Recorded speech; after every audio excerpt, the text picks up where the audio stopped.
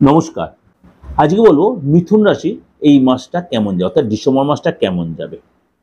প্রথমেই বলি, আপনাকে যেহেতু আপনার 6th হাউসে যুবরাজ বুধ বসে আছে, ষষ্ঠ ঘরটা হচ্ছে আমাদের রোগ রিপুর ঘর। শুধু রোগ রিপু নয়, এখান থেকে আবার চাকরি যাওয়াটা আমাদের বিচার হয়, কিন্তু মেনলি হয় রোগ রিপুর ঘর।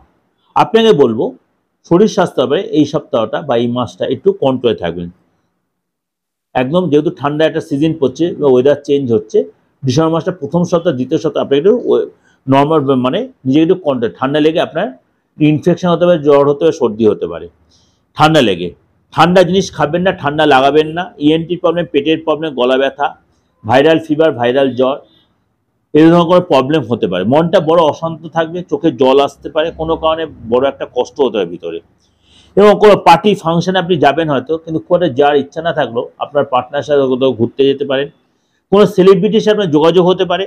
মনটা বড্ড দ্বিধাগ্রস্ত থাকবে, মনটা প্রেশারটা এই জন্য বেড়ে যেতে পারে, প্রেশার সুগারটা বেড়ে যেতে পারে।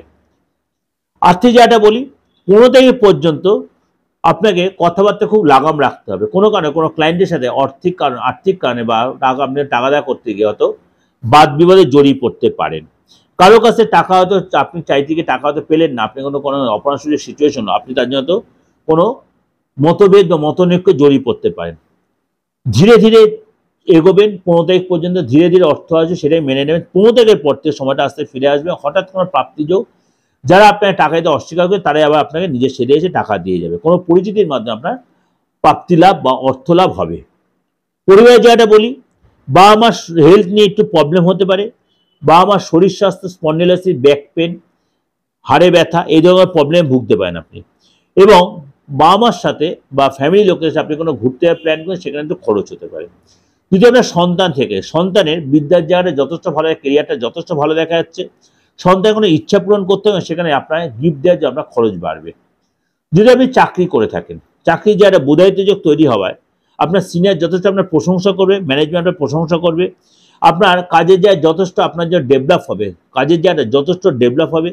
ক্লায়েন্ট আপনার বাড়বে, ক্লায়েন্ট আপনার সুখ্যাতি করবে। কাজের জায়গায় যদি ক্লায়েন্ট বেস হয় কাজের জায়গাটা, সেটা ক্লায়েন্ট আপনার সুখ্যাতি করবে। আপনাকে প্রচুর মিটিং করতে হবে এবং ক্লায়েন্ট ভিজিট করতে হবে, ক্লায়েন্ট আপনাকে যথেষ্ট গুরুত্ব দেবে। মিথুন রাশির ব্যবসা জায়গাটা বলি, 25 তারিখ পর্যন্ত কাজের ব্যবসা জায়গাটা কিন্তু ভালোই দেখা যাচ্ছে, সেল বাড়বে। পুরনো কোনো কাজ, পুরনো কোনো অর্থ মিলবে, কিন্তু আপনার মাথা ঠান্ডা রাখতে হবে। কোনো কারণে কোনো ক্লায়েন্টের বাদ বিবাদে জড়িয়ে পড়তে পারেন, বি কেয়ারফুল। 26 তারিখের পর থেকে কোনো কারণে আপনার খরচটা বাড়বে, বিশেষ করে সরকারি কোনো খরচা, জিএসটি বলুন, ট্যাক্স বলুন, বা কোনো কারণে চুরি বা লস হয়ে যেতে পারে, বি কেয়ারফুল।